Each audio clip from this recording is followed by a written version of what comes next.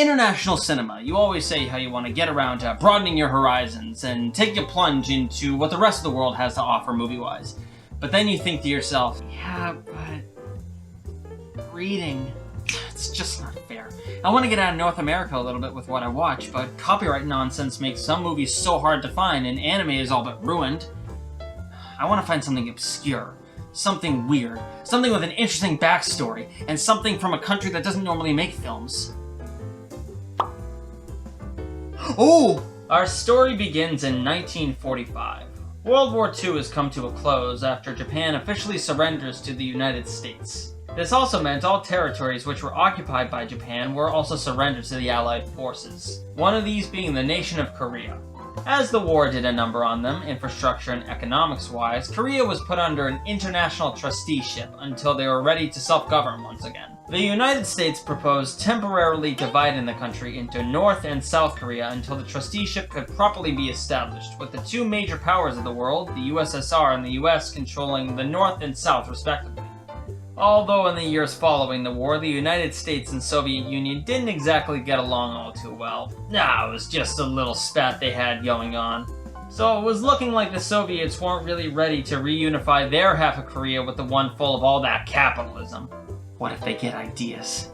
Meanwhile, Japan, now occupied by the US, was struggling to rebuild its country. Raw materials that were used up in the war, such as rubber and metal, proved difficult to find in the following years. Although over time, they were eventually in a position where they could properly self-govern again, being solidified in 1952 with the end of the occupation. One industry that was finally fully re-established was the film industry.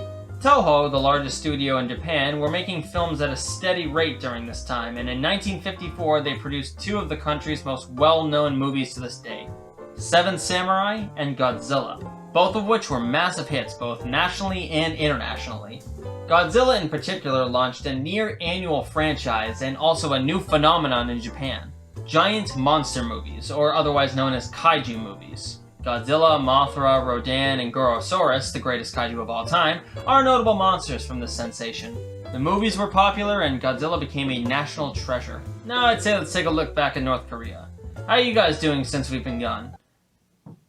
Oh, you turned into a communist dictatorship. You've been hanging out with your friends a bit too much, haven't you? In 1948, North Korea became its own republic under the leadership of Kim Il-sung. His son, Kim Jong-il, was appointed to be the Cultural Arts Director of the Propaganda and Agitation Department.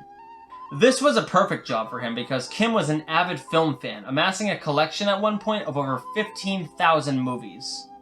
Well, then he would have no business in Hollywood. Them making propaganda is like a TV doctor running for Senate. Never happening. Well, being up in the North Korean regime sure had its benefits, Kim had other aspirations in life. He wanted to produce his own movies. But there was a problem. North Korea had no film industry to speak of, so he didn't think he would be able to find anyone in the country that could competently make a movie. So what did he do? Well, he did what any good son of a dictator would do, and kidnap a foreign director. Kim was a huge fan of South Korean director Shin Sang-ok, who at the time was experiencing a decline in his career and considered moving to the US to reinvigorate it. To get him into North Korea, they got his ex-wife Chae Yun-hee into the country with a false promise she would get a chance to direct a film at Hong Kong. They knew the two were still in close contact and that he would grow suspicious of her disappearance. And just as predicted, he went looking for her. Both of them would be kidnapped 6 months apart in Hong Kong and sent to North Korea. Chae, despite technically being a prisoner, was still treated generally nice by Kim. Shin, however, was treated brutally, mainly due to his 2 escape attempts. The nerve. The absolute nerve. He was sent to one of the most brutal prison camps in the country, and at this point still didn't even know if Chae was alive. He spent years there, being kept in the dark about everything, while Chae was brought to parties and was treated great. I mean, as well as you can be given the circumstances. But after 5 years, Kim finally decided that Shin was ready to start making films for the country, and thus was reunited with Chae at a dinner party in 1982. At the party, Kim announced to everyone there that Shin and Chae would spearhead directing films for North Korea.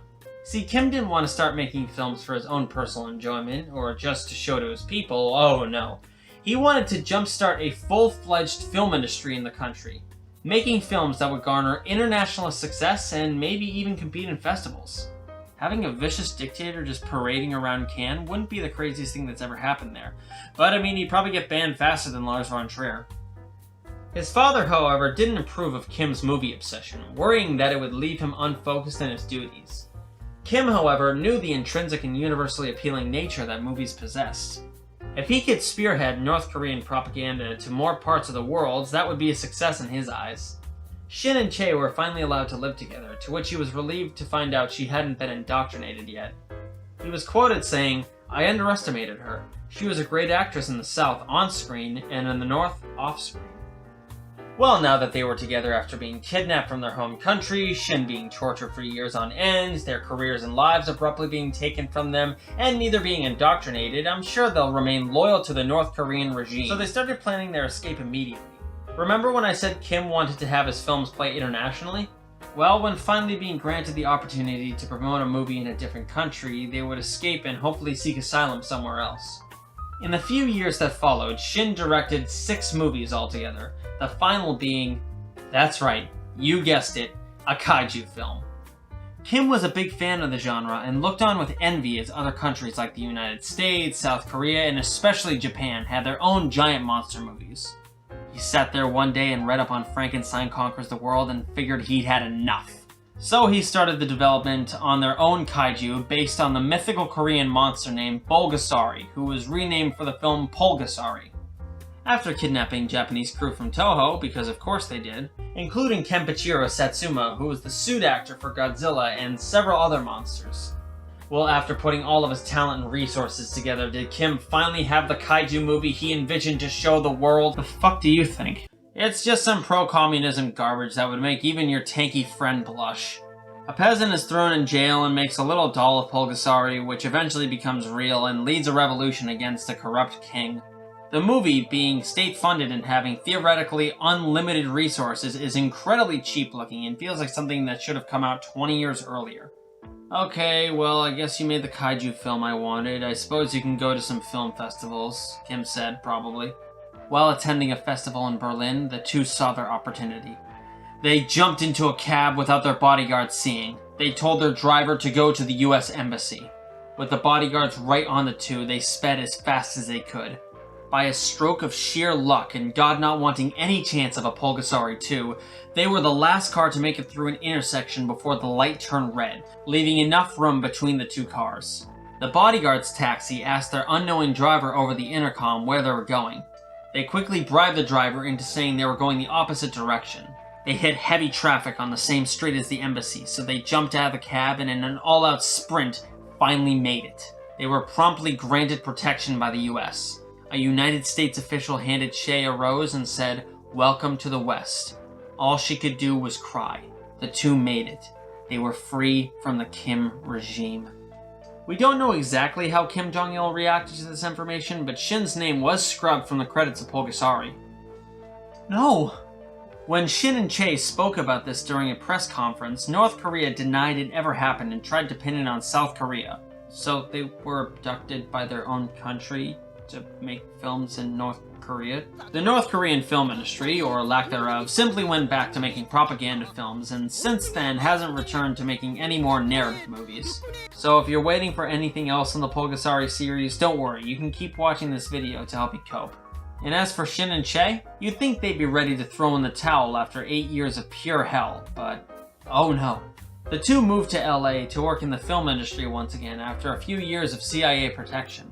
Shin changed his name to Shimon Sheen and got to work on his next film. What was it exactly? That's right, 3 Ninjas Buckle Up! What an utterly insane story. The next time you read some article about a director saying that their movie was torture to make, ask yourself, were they or were they not abducted and forced to work in a communist dictatorship? This story is so fascinating, I consider it to be worthy of its own movie. Can someone get working on that? Argo with Kaiju would sell, you know it will. But I think this whole story is just an example of the sheer willpower people can have to escape an awful existence without their spirit being broken. And not only that, but their love for their craft not being wavered. And while North Korea thinks they got Shin's best work, I'm glad we know we did.